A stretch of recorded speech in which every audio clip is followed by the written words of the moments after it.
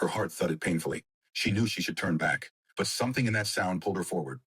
She pushed through a tangle of vines and froze.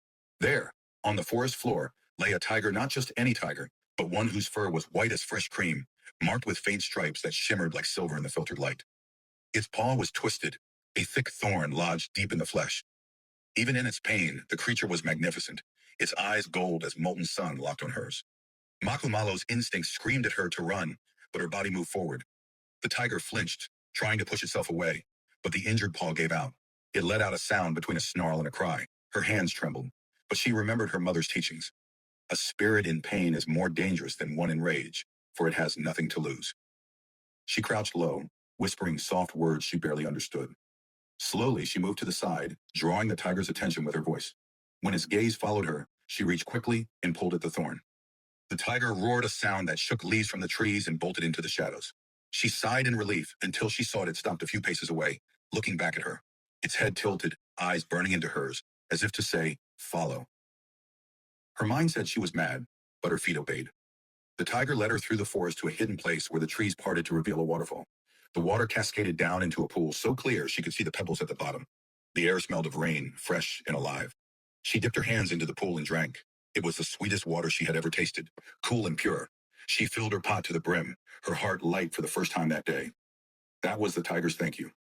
When she returned home, her mother gasped at the sight of the water. She warned her, "This water will make you glow with health.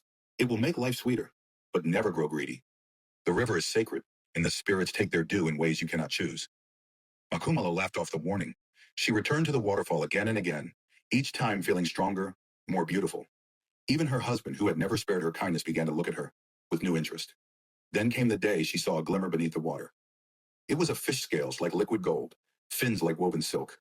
Without thinking, she caught it. That night she cooked and ate it. The flesh was delicate, richer than anything she had tasted. But the next season passed without a pregnancy. Then another, then another.